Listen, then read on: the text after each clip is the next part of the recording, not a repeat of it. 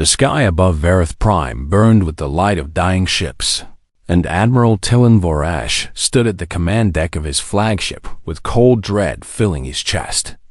He had commanded fleets for 60 cycles, and he had seen battles that would break lesser commanders. But nothing in his long career had prepared him for this nightmare unfolding before his 4 eyes. The hollow swarm had come, and they had come hungry. On the massive display screen that covered the front wall of the bridge, red markers showed the enemy vessels, and there were so many of them that the screen looked like it was bleeding. Each red dot was a swarm ship, a living vessel made of metal and flesh that existed only to consume and destroy, and they numbered in the thousands. "Admiral, we have lost the 7th Fleet," his tactical officer reported, her voice shaking with fear she could not hide. Vorash gripped the railing in front of him with his clawed hands and watched as another cluster of friendly blue markers vanished from the screen. Those markers represented ships with crews who had families waiting for them back home, crews who would never return. The Coalition had gathered 12 species for this battle, and they had believed their combined strength would be enough. They had been wrong. "How many ships remain in fighting condition?" Vorash asked, though he was not sure he wanted to know the answer. "Less than 400, Admiral. The swarm has destroyed over 2,000 of our vessels in the last 6 hours. Vorash closed his 2 primary eyes and took a slow breath. Behind those closed eyes, he could still see the tactical display burned into his memory, and it showed only death and failure. His own ship, the Celestial Mandate, was one of the largest warships the Calirian Empire had ever built. She was 1 kilometer long and carried enough weapons to destroy a small moon, but even she had taken heavy damage.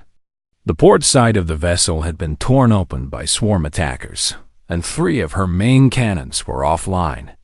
"Sir, we are receiving a priority message from the surface," Ensign Ella called out from her communication station. The surface. Vorash had almost forgotten about the soldiers on the ground. 3 million Coalition troops waited on Vareth Prime for extraction that he could not provide. They had been sent to hold this world, and now they were trapped with no way out. "Put it through," Vorash ordered. A voice filled with static and desperation came through the speakers. It was a ground commander from the Teflon species, and his words were almost lost in the sound of explosions. "This is General Koth of the 42nd Division. We need immediate extraction. The swarm has landed ground forces, and they are overwhelming our positions. We cannot hold for much longer. Please, we need help." Vorash wanted to tell the general that help was coming, but he could not lie to a dying soldier. There were no transport ships left to send, and even if there were, the swarm controlled the space above the planet. "General, we are doing everything we can," Vorash said, and even he could hear how empty those words sounded. The transmission cut off with a burst of static, and Vorash knew that he had just heard a dead man speak his final words. Around him, the bridge crew worked at their stations with frantic energy. They were good soldiers, loyal officers who had served him well, but even the best crew in the galaxy could not win a battle that was already lost.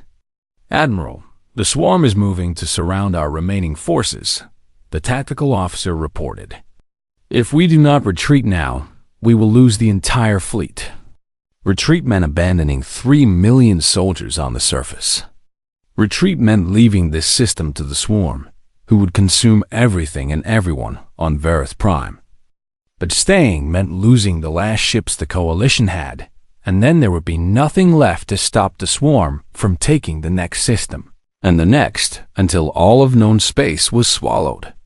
Vorash was not a coward, and he had never run from a fight in his entire life, but he was also not a fool.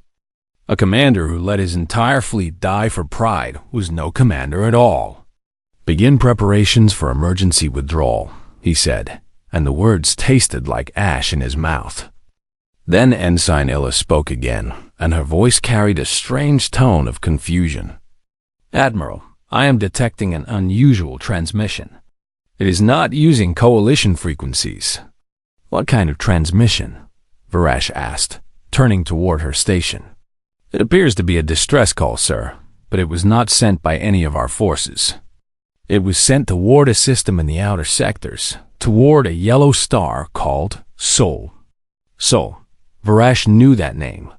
It was the home system of the humans, a young species that had only been traveling among the stars for about 200 of their years.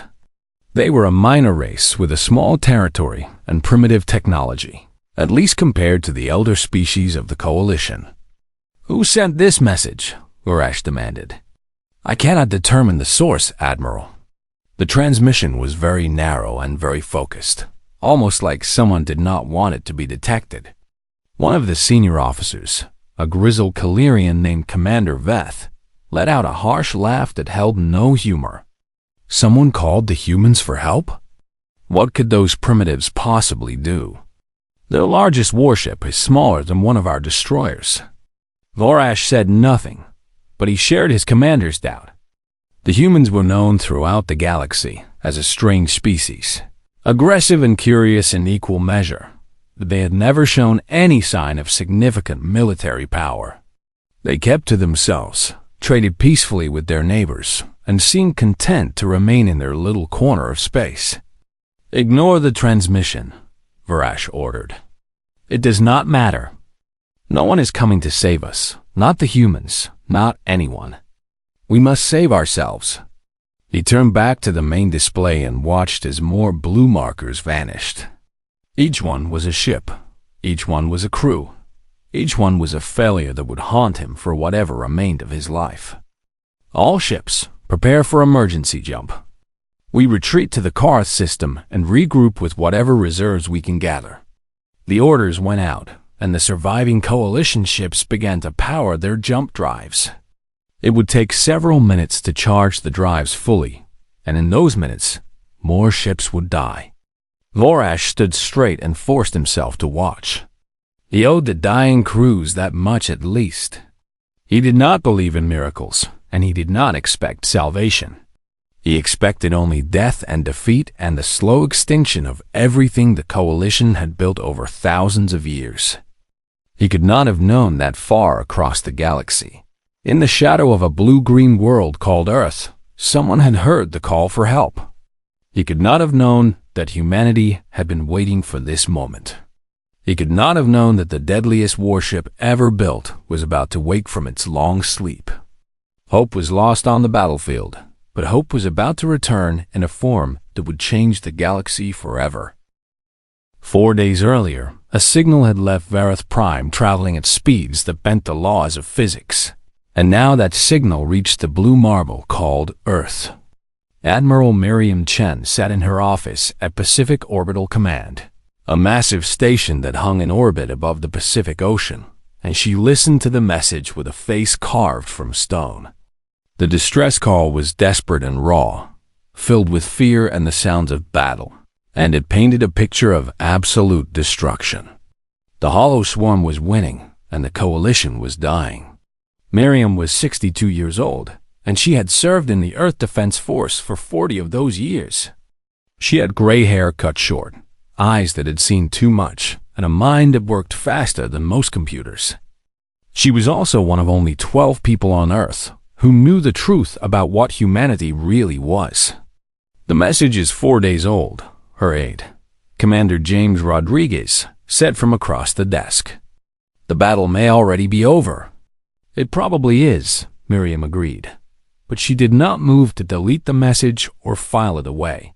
Instead, she stared at the holographic display that showed the galaxy, with the small dot of human space barely visible in one corner.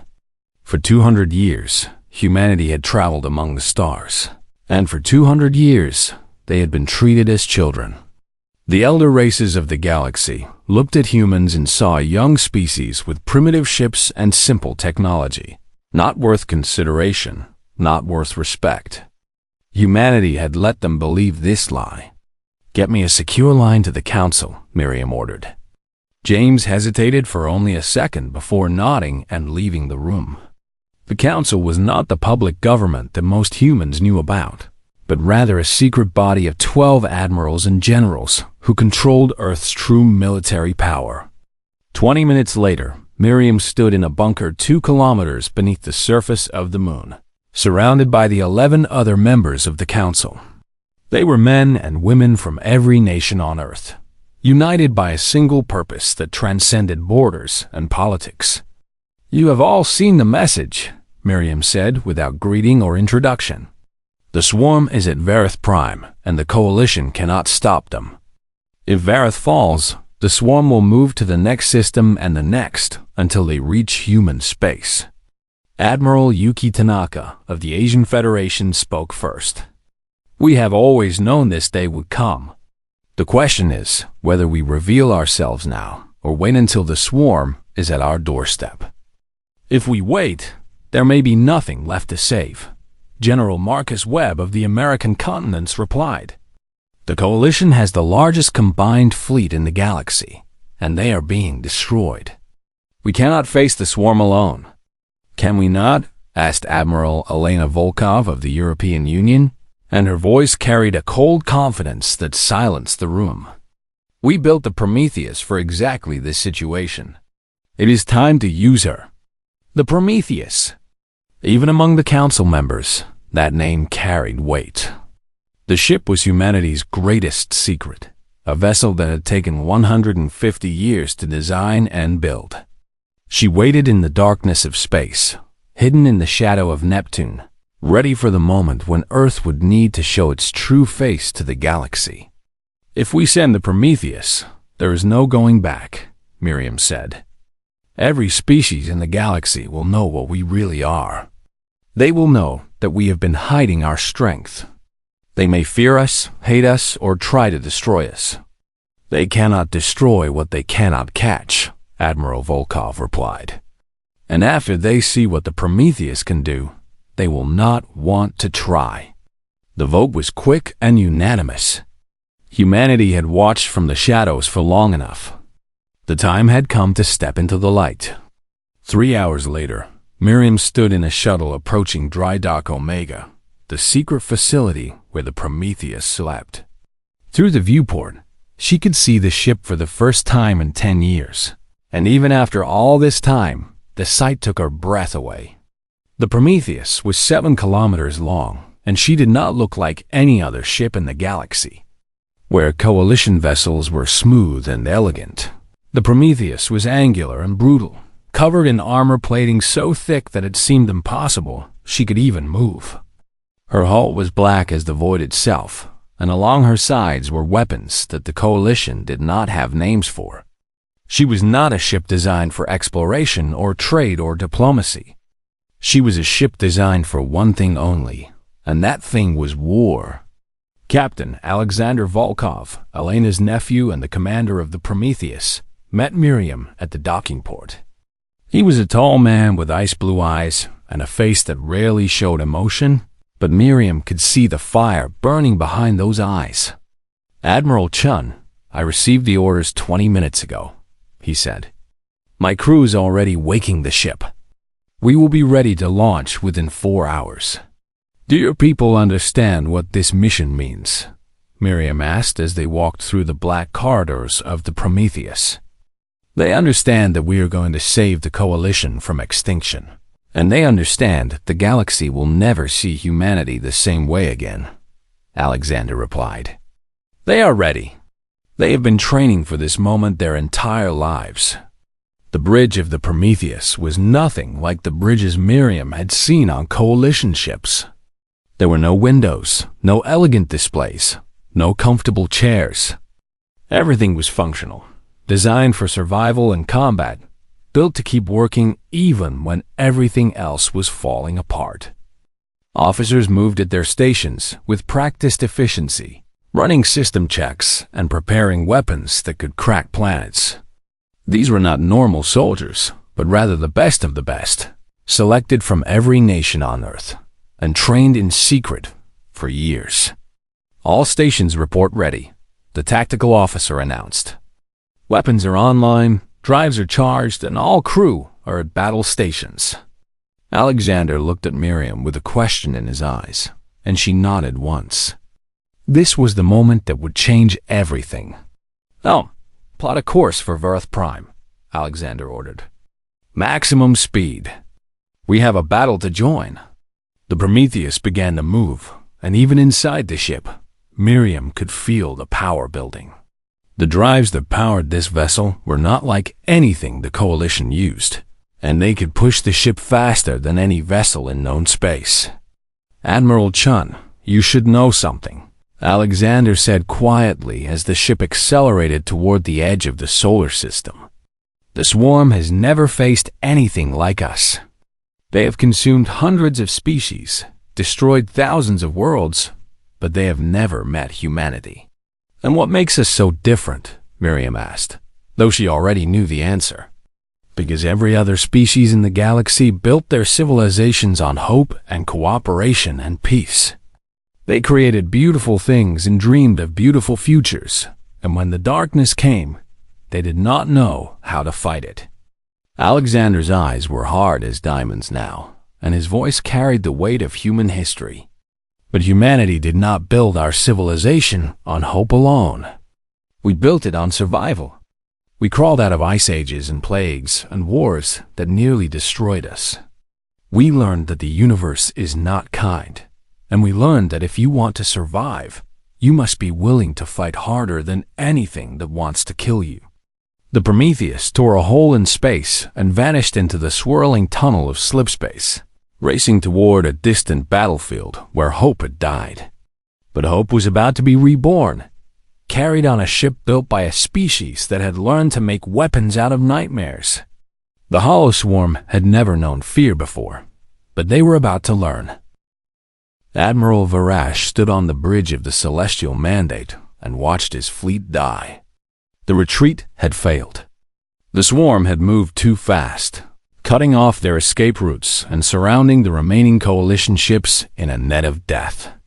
Now there was nowhere to run and nowhere to hide, only the cold reality that this was the end. Less than 200 ships remained from the mighty fleet that had gathered to defend Verth Prime, and those ships were damaged and running out of ammunition. The crews were exhausted, the commanders were desperate, and everyone knew that they were living their final hours. "Admiral, the swarm is preparing another attack wave," Ensign Illa reported, and her voice had gone flat with the acceptance of death. "Approximately 300 enemy vessels are moving toward our position." Varash did not respond because there was nothing to say.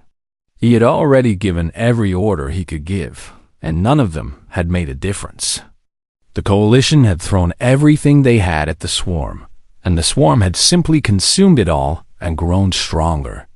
On the surface of Verth Prime, the surviving soldiers had gone silent. Whether they were dead or simply unable to transmit, Varash did not know, but he feared the worst. 3 million lives snuffed out because the galaxy had not been strong enough to protect them. "It has been an honor serving with you all," Varash said to his bridge crew, and he meant every word. "Whatever happens next, know that you fought bravely." The crew looked at their admiral with tears in their eyes, but they did not break. They were soldiers of the Calirian Empire, and they would face death standing. Then the sensors began to scream. "What is happening?" Varash demanded, spinning toward the tactical station. The officer there was staring at her display with an expression of complete confusion. "Sir, I am detecting a massive energy surge behind the swarm fleet. The readings are impossible. Nothing should be generating this much power." On screen, the main display shifted to show the space behind the swarm armada, and for a moment, Varash saw nothing unusual. Then the darkness itself began to tear apart. A wound opened in the fabric of space, glowing with colors that Varash had never seen before, and from that wound came light and fire and impossible energy. The rift was larger than any slipspace portal the Coalition had ever created, large enough to swallow a small moon, and something was coming through. The swarm ships turned toward the anomaly, and for the first time in the battle, they seemed confused. Their formations broke as they tried to understand what was happening, And then the confusion turned to something that looked almost like fear.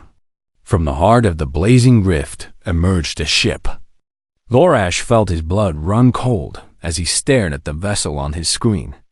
It was massive, at least 7 kilometers long, covered in black armor and bristling with weapons. Its design was unlike anything in the Coalition database, angular and aggressive and utterly terrifying. "Identify that ship," Vorash ordered, but he already knew the answer would not help. "Sir, the ship is transmitting an identification signal," Ensign Illa said, and her voice trembled with something between shock and hope.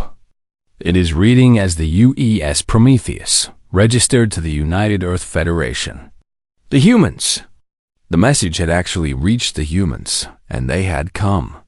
But this ship was nothing like the small, primitive vessels that humanity was known for. This was a warship built for destruction on a scale that made the Celestial Mandate look like a toy. Commander Veth stepped up beside Vorash, his earlier dismissal of the humans forgotten. "Admiral, how is this possible? Where did the humans get a ship like that?" "I do not know," Vorash admitted, "but I intend to find out if we survive this battle." The Prometheus did not attempt communication with the Coalition fleet. She did not ask for orders or wait for permission. Instead, she simply moved, accelerating toward the swarm armada with a speed that should have been impossible for a vessel of her size. The swarm recovered from their surprise and turned their weapons on this new threat. Thousands of energy beams and projectiles streaked toward the human ship, enough firepower to destroy a planet, and the Prometheus flew straight into the storm. The Coalition officers watched with held breath, expecting to see the human ship torn apart, but instead, they saw something that would haunt their dreams forever. The weapon's fire struck the Prometheus and simply stopped. The ship had some kind of energy barrier that absorbed everything the swarm threw at her, shrugging off attacks that would have vaporized a Coalition battleship. "Their shields are absorbing everything," the tactical officer gasped. "I've never seen technology like this." The Prometheus reached the heart of the swarm formation, and then her bow began to split open. The front of the ship separated into massive segments, revealing a weapon hidden within, a weapon that glowed with the light of a captured star. "What is that?" someone whispered. The weapon fired. A beam of absolute darkness erupted from the Prometheus, darker than the void itself, and where it touched the swarm ships, they simply ceased to exist. Vorash watched in stunned silence as the beam swept across the enemy formation, and everything it touched collapsed into itself, crushed by forces that defied understanding. 18 swarm hive ships, each one a kilometer long and filled with thousands of drones, vanished in less than 3 seconds. The beam cut off, and the Prometheus continued forward, her secondary weapons now joining the fight. Railguns threw tungsten projectiles at speeds that turned them into streaks of light, tearing through swarm vessels like claws through paper. Missile batteries launched swarms of warheads that tracked their targets with perfect accuracy and detonated with nuclear fire. The Coalition crews watched in silence as a single human ship did what their entire fleet had failed to do. The Prometheus carved a path of destruction through the swarm, killing ships by the dozens, then by the hundreds. "Admiral," Ensign Illa said, her voice barely above a whisper, "I am receiving a transmission from the human ship." "Put it through," Vorash managed to say. A voice filled the bridge, calm and professional, speaking the common language of the galaxy with a slight accent that marked it as human. "Coalition vessels, this is Captain Alexander Volkov of the United Earth ship Prometheus. We have received your distress call and have come to assist. Please maintain your current positions and prepare to support our attack. We will handle the heavy work." Commander Veth let out a sound that was half laugh and half sob. "Handle the heavy work? They just destroyed more swarm ships in 10 seconds than we killed in 6 hours." Vorash shook himself free from his shock and straightened his spine. The humans had come, impossibly and miraculously, and they had brought death for the swarm. The least the coalition could do was help. All ships, this is Admiral Varash, form up behind the human vessel and support their attack. Target any swarm ships that try to flank them. Today we fight alongside the humans, and today we give the swarm a defeat they will never forget. For the first time since the battle began, the coalition ships moved forward instead of backward. For the first time since the battle began, the officers felt something other than despair. Hope had returned to Varath Prime, and it had come in the form of a black ship from Earth, crewed by humans who had hidden their true nature from the galaxy. The swarm had made a terrible mistake when they threatened the stars, because now they had woken a predator they could not understand. And that predator was hungry for revenge. The swarm adapted. They always adapted, and that was what made them the most terrifying enemy the galaxy had ever faced. When one strategy failed, they changed to another, and when that failed, they changed again. They learned from every battle, and grew stronger with every defeat. But they had never faced humans before, and humans were something new. Captain Alexander Volkov stood in the Combat Information Center of the Prometheus and watched as the swarm changed tactics. The larger ships pulled back, and in their place came a swarm of smaller vessels, thousands of them, each one barely bigger than a shuttle. They are trying to overwhelm us with numbers, his tactical officer, Lieutenant Chun, reported. They want to get close enough to attach to our hull and breach it. This was the strategy that had destroyed countless civilizations. The swarm would land on a ship, cut through the hull, and pour inside like an infection. Their drones were deadly in close combat, and once they got inside, no amount of firepower could save the crew. "Let them come," Alexander said, and his voice was calm as ice. The crew of the Prometheus did not panic because they had trained for this moment for years. Every scenario, every possible enemy tactic had been studied and planned for. The swarm thought they were clever, but they were about to learn that humanity was cleverer. "Activate point defense grid," Alexander ordered. The hull of the Prometheus came alive. Thousands of small turrets emerged from hidden compartments, each one an automated railgun capable of firing 10,000 rounds per minute. The turrets tracked the incoming swarm fighters with computer precision and opened fire. The space around the Prometheus became a storm of metal and death. Swarm fighters exploded by the hundreds, their broken hulls spinning away into the void. For every ship that got close, 10 more were destroyed before they could reach the human vessel. But the swarm had thousands of fighters, and some of them got through. Hull breaches reported on Deck 7. 12 and 19, the damage control officer announced. "Swarm drones are attempting to board. Seal those sections and vent atmosphere," Alexander ordered. "Then send in the Marines." On Deck 7, the atmosphere vanished in seconds as emergency systems opened the corridors to space. Swarm drones that had just cut through the hull found themselves in a vacuum, floating helplessly. They did not need to breathe, but without gravity or atmosphere, they could not move or fight. Then the Marines arrived. Human soldiers in powered exoskeletons stormed down the corridors, their magnetic boots keeping them anchored to the floor. Each Marine carried weapons designed specifically for fighting in zero gravity, and they used those weapons with deadly skill. Sergeant Maria Santos led the squad on Deck 7, and she felt no fear as she faced the alien monsters.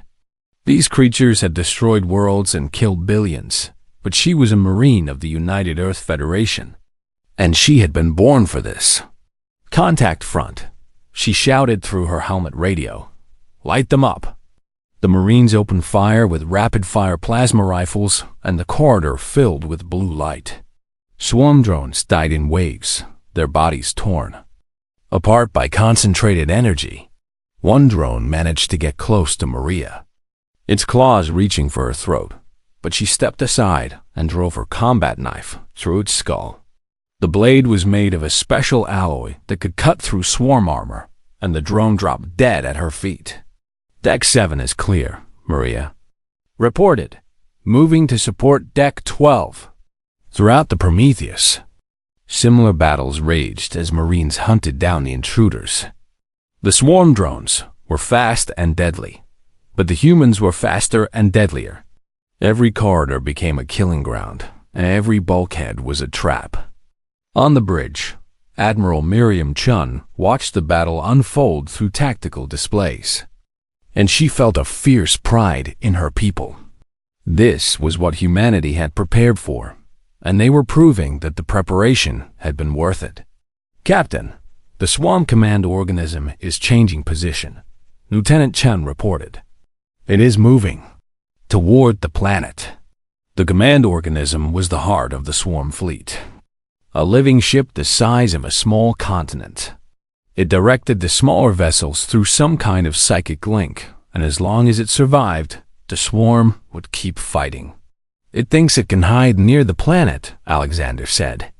It believes we will not fire our main weapons so close to a populated world. It is wrong. He turned to his weapons officer, a young woman named Yuki Tanaka, and gave her a nod. Calculate firing solution for the blackout cannon. Minimum yield, surgical strike. I want that organism dead without touching the planet. Yuki's fingers flew across her console. Firing solution calculated. Captain, warning, this will require extreme precision. Any error could devastate the planetary surface. Then do not make an error, Alexander replied. The Prometheus turned toward the command organism, and her bow began to open once more. The swarm fleet tried to protect their leader, throwing themselves at the human ship in waves of desperate suicide attacks, but the point defense grid cut them down like wheat before a scythe. Blackout cannon ready, Yuki announced. Firing in 3, 2, 1. The weapon fired. A beam of compressed gravity erupted from the Prometheus, and it struck the command organism with perfect accuracy. For a moment, nothing seemed to happen, and then the massive creature began to collapse into itself. The swarm felt their leader die, and for the first time in their long history of conquest, they panicked. Ships that had been attacking with perfect coordination suddenly became confused and erratic. Some continued fighting, but others tried to flee, and still others simply stopped moving, their crews paralyzed by the loss of their guiding intelligence. All ships. This is Admiral Varesh. The Calirian admiral's voice came through the communication system. The swarm is in disarray. Press the attack. Show them no mercy. The coalition fleet surged forward, and the battle became a slaughter. Ships that had been running and hiding now hunted the swarm with furious vengeance. Months of fear and years of loss poured out in a storm of weapons fire. The Prometheus led the charge, her weapons never stopping, her crew never tiring. Swarm ships died by the hundreds, their wreckage filling the void around Varth Prime. On the surface of the planet, the surviving coalition soldiers looked up at the sky and saw the flashes of the battle above. They had thought they were dead, but now explosions bloomed across the heavens, and those explosions were swarm ships dying. What is happening up there? One soldier asked. I do not know, his commander replied, but I think someone came to save us. In the CIC of the Prometheus, Alexander watched the swarm fleet crumble, and he felt no joy, only grim satisfaction. This was not a game or an adventure, but rather a dirty, bloody business that had to be done. The swarm had killed billions, and would have killed billions more. And now they were paying the price. Captain, surviving swarm vessels are retreating, Lieutenant Chun reported. They are jumping to slipspace and fleeing the system. For a moment, Alexander considered pursuing them, hunting them down and destroying every last one. But he knew that would be foolish. The Prometheus was powerful, but even she had limits, and there were wounded ships and dying soldiers who needed help. Let them go, he ordered. They will carry the message back to whatever hive mind controls them. They will tell their masters what they found here, and their masters will learn fear. The battle was over, and humanity had won. But the real work was just beginning, because now the galaxy knew the truth about the small species from the distant yellow star, and nothing would ever be the same. The silence after battle was always the hardest part.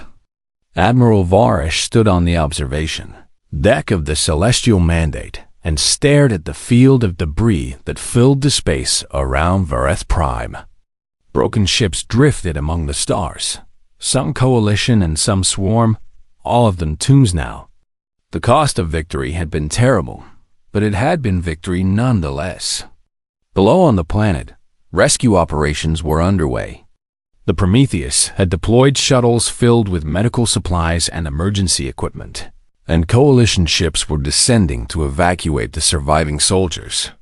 Of the 3 million troops who had been trapped on Vareth Prime, almost 2 million had survived, and they were being saved because of a species that everyone had dismissed as primitive. Admiral, Captain Volkov has agreed to meet with you, Ensign Illa reported. His shuttle is approaching now. Vorash straightened his uniform and tried to prepare himself for this conversation. He had so many questions, and he suspected that the answers would change everything he thought he knew about the galaxy. The human captain arrived with 2 guards, tall soldiers in black armor who moved with the easy confidence of predators. Volkov himself was unremarkable in appearance, just another human with pale skin and light eyes. But there was something in his gaze that made Varash uncomfortable. This was not the look of a young species finding its place in the galaxy. This was the look of something ancient and dangerous that had been hiding in plain sight. Admiral Varash, Volkov said, extending his hand in the human gesture of greeting. Thank you for agreeing to meet with me. Vorash took the hand and shook it, noting the strength in the human's grip. I should be thanking you, Captain. Without your ship, we would all be dead. The swarm would be feasting on our worlds right now. They walked together through the corridors of the Celestial Mandate, and Varesh led the human to a private meeting room. Once inside, with the door sealed, the Admiral finally asked the question that had been burning in his mind. How is any of this possible? The humans we knew were a minor species with simple technology. Where did that ship come from? Where did those weapons come from? How have you hidden this from the entire galaxy? Volkov sat down and met the Admiral's eyes without flinching. We hid it because we had to. When humanity first left Earth and began exploring the stars, we found a galaxy full of species who had been traveling through space for thousands of years. They looked at us and saw children, and they treated us like children. We meant no disrespect, Varesh said, though even he knew that was not entirely true. Perhaps not, Volkov agreed, but we learned very quickly that respect in this galaxy is earned through strength. The weak species are conquered or enslaved or simply ignored. Only the strong survive. He leaned forward, and his voice became harder. So we made a choice. We would appear weak while building our true strength in secret. We would smile and trade and ask permission to enter systems. And all the while we would prepare for the day when the galaxy realized that underestimating humanity was the biggest mistake it had ever made. Voresh felt a chill run down his spine. The Prometheus was built for this? All along, you planned to reveal yourselves? The Prometheus was built for survival, Volkov corrected. We built her to defend our people against any threat, whether that threat came from the swarm or from the elder races of the coalition. We hoped we would never need to use her, but we prepared for the worst because that is what humans do. And now? What happens now that your secret is revealed? Volkov was silent for a long moment. That depends on you and the other leaders of the coalition. We have shown you what we can be when we are your enemies, but we would much rather show you what we can be as your allies. Allies, Varash repeated. You speak of alliance, But how can we trust a species that has been deceiving us for 200 years? How can you not? Volkov asked in return. The swarm is still out there, wounded but not destroyed. They will return, and they will be angry. You need us, Admiral, just as we need you. Alone, neither of our peoples can survive what is coming, but together, we might just have a chance. Varash wanted to argue, but he could not. The human was right. The coalition had been humbled by the swarm, and without the Prometheus, they would have been annihilated. Whatever resentment the elder races might feel about being fooled, they could not deny that humanity had saved them. I will speak to the High Council, Varash said at last. I cannot promise they will agree to an alliance, but I will advocate for it. You have earned that much today. That is all we ask, Volkov replied. He rose to leave, but Varash had one more question. Captain, there is something I must know. Your ship, your weapons, your soldiers, they are all far beyond anything we imagined. But I sense there is more that you are not telling me. What else is humanity hiding? Volkov smiled, and it was not a comforting expression. Admiral, the Prometheus is just one ship. She's powerful, yes, but she's not our only asset. If the galaxy threatens Earth, if our survival is truly at stake, we have other options that make the Prometheus look like a gentle warning. He walked to the door, his guards falling into step behind him. I hope you never have to see those options, Admiral. I truly do. But know this. Humanity did not survive ice ages and plagues and world wars by being kind. We survived because when the universe pushed us, we pushed back harder. The swarm learned that lesson today, and I hope the rest of the galaxy learns it without needing a demonstration. The human left, and Vorash stood alone in the meeting room for a long time. He thought about everything he had seen and everything he had heard. He thought about the Prometheus and her terrible weapons. He thought about the way the human Marines had fought, without fear, without hesitation, like soldiers born for war. And he realized something that would stay with him for the rest of his life. The galaxy had believed that the elder races were the masters of the stars, that their ancient civilizations represented the peak of what intelligent life could achieve. But the humans had proved that belief wrong. In just 200 years, hiding in the shadows and pretending to be weak, humanity had built weapons that could challenge the greatest powers in the galaxy. They had created a culture of warriors who could stand against the swarm and win. They had turned their small corner of space into a fortress that no enemy could breach. What would they become in another 200 years? In 1,000? In 10,000? Vorash looked out the viewport at the debris field that marked the site of the battle, and he made a decision. He would not just advocate for alliance with the humans, but would fight for it with every ounce of influence he had. Because the alternative was unthinkable. Humanity was not just another species anymore. They were the thing that monsters feared, the predator that hid among the prey, the sleeping giant that had finally awakened. And Varash wanted very much to be on their side when the next war came. Far across the battlefield, the Prometheus began to move, turning toward the stars and the long journey home. She had done what she was built to do, and now she would return to the shadows, waiting for the next time she was needed. But the galaxy would never forget what they had seen today. Hope had been lost on the battlefield of Varith Prime, but Earth had answered the call. And hope had returned in a form that would change the stars forever.